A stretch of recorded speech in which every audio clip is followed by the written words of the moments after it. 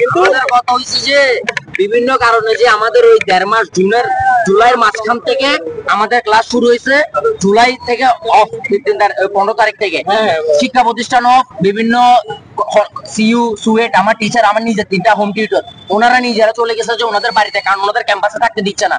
আমাদের college of, আমাদের coaching of, আমাদের হোম টিউটর নাই, আমাদের মাঝখানে 1.5 থেকে 2 মাস এর উপর বন্যা, দেশের রাজনৈতিক প্রেক্ষাপট, বিভিন্ন কারণে আমাদের আমরা এক্সট্রা টাইম চাচ্ছি না। আমাদের যে 1.5 থেকে 2 মাস এক্সট্রা যেটা আমাদের থেকে বাদ গেছে শিডিউল থেকে, আমাদের হোম টিউটরও নাই, কলেজও নাই, আমরা বলতেছি আমাদের 1.5 থেকে 2 মাস সময়টা আমাদেরকে দেন। এই কথাটাই তো তুমি বলতেছো, আমি তো এটা মানে পরিস্থিতিতে আমি না বুঝছি, সেই জন্য তোমরা একটা আবেদন দিছো তাই না? তোমরা সবাই আবেদন দিছো না পরিচালক বরাবর। করোনা পরিস্থিতি উনি আপডেট জানেন না, মুখে ঠেলে দিচ্ছে ওনারা। এজন্যই বলছি তোমরা এই দায়বদ্ধতা একটা ছাত্র যদি স্যার মারা যায় বা অসুস্থ হয়, এইসব বিভিন্ন কারণে সব শিক্ষা বোর্ডে যেভাবে হচ্ছে, কোথাও মানে ওই যে ব্লকেজ বা অবস্থান কর্মসূচি বা বিক্ষোভ এসব কোথাও না শান্তিপূর্ণ ভাবে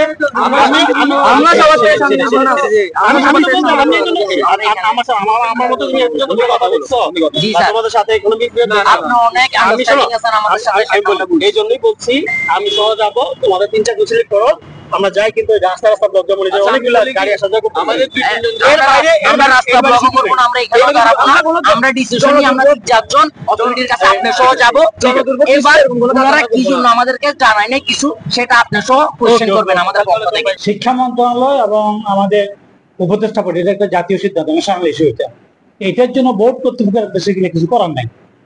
আমরা দেশ জুড়ে তোলপাড় ওয়ালটন ফ্রিজ কিনে আপনিও হয়ে যেতে পারেন মিলেনিয়ার। তারপরও ছাত্রদের যে সমস্যাগুলো আছে, এই সমস্যাগুলো আমরা আমাদের কর্তৃপক্ষ অবহিত করছি। গতকাল আমার চেয়ারম্যান স্যার সচিবালয় ছিল, উনি সচিব স্যারকে অবহিত করছে, এখন এই কমিশনের স্যার সাথে ওখানে দেখা করতেছে, তার সাথে কথা হবে। আমরা সমস্যা ছাত্রদের যে ইস্যুটা, সেটা আমরা আমাদের ঊর্ধ্বতন কর্তৃপক্ষকে জানাতেছি। এবং যেহেতু আসলে এটা উচ্চশিক্ষাটার বিষয়টার সাথে আমাদের এদের পরপরে যে উচ্চশিক্ষার ব্যবস্থা আছে সেখানে কোনো ইউনিভার্সিটি জড়িত, এটা আসলে পুরোপুরি সরকারি নিয়ন্ত্রণ নাই। আমাদের যে সেশনগুলো কাজ হয় সেখানে আসলে জুনের পরে যদি পরীক্ষা পিছিয়ে দেওয়া হয়, তাহলে আসলে পরবর্তী পর্যায়ে নেক্সট সেশনের সাথে কিন্তু সময়টা খুব ক্লোজ হয়ে যায় এবং বিশ্ববিদ্যালয় কর্তৃপক্ষ এটা সহজে অ্যাকসেপ্ট করতে চায় না। তারপর আমাদের যেহেতু ঊর্ধ্বতন কর্তৃপক্ষ অবহিত, কিন্তু আমরা বিচার বিবেচনা করবে, করার পরে যদি আমরা মনে করি যে পরীক্ষা পিছানো হতে পারে, পিছাবে, আর না হলে তো সেখানে আমাদের কিছু করার নেই। আমরা তো শিক্ষার্থীরা যে দাবিগুলো করছে, এটা কি যৌক্তিক না? এটা শিক্ষার্থীরা দাবি, মানে এটা হচ্ছে ওরা আন্দোলনের জন্য কিছু সময় ব্যয় হয়েছে সেটা বলছে। এটা সাধারণত সব সময় কিছু সমস্যা থেকে থাকে।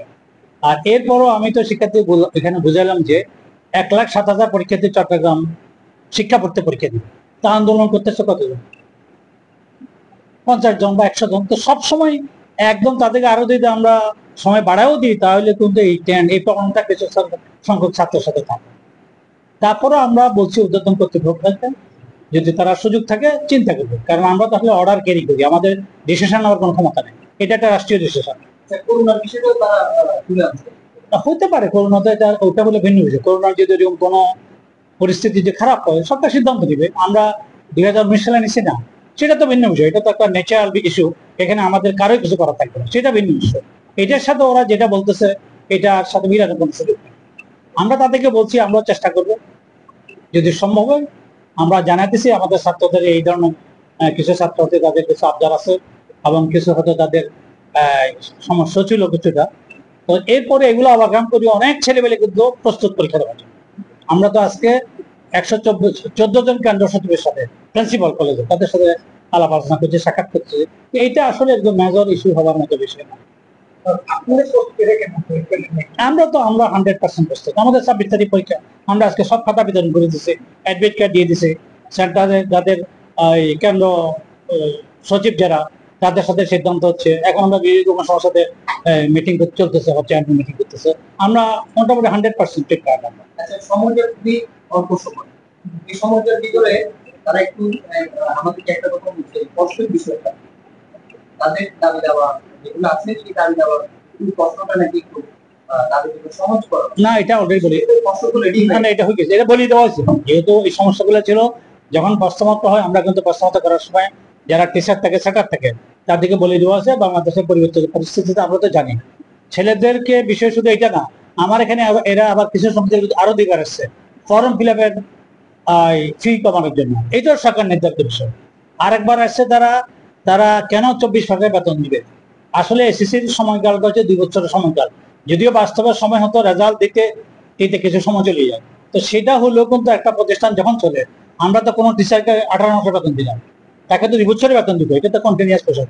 তারপরে আমরা ওদেরকে বোঝাচ্ছি এখানেও ওদের থেকে অনেকভাবে, যেহেতু আমাদের ছাত্রছাত্রীরা এই দেশে একটা পরিবর্তন করছে, পরিবর্তন করার পরে ওদের কোম্পানির লোক ভালো অনেক কিছু ওরা মনে করেছে যে আমরা তো কথা বলে সেখান থেকে কিছু বেনিফিট পাওয়া যায় কিনা, তার তো বাচ্চা ছেলে কিছু করার নেই। ওদের আবেগ অনুভূতিকে আমরা অনার করি, চেষ্টাও করি, যদি লিগেল হয় সেটাকে আমরা অ্যাকসেপ্ট করার চেষ্টা করি। আমার মেয়ে পরীক্ষা দিয়েছে, তো সুতরাং সেক্ষেত্রে আমরা তো বাস্তবে চিন্তা করি। আর আমরা যেহেতু টিচার, স্টুডেন্টকে বেশি এর থেকে বেশি ফিল করবো কে? তার মা বাবা ফিল করে অন্য দৃষ্টিতে, কিন্তু ছাত্র এবং শিক্ষকের সম্পর্কের মধ্যে আমাদের চেয়ে ভালো ফিল করার কেউ নেই।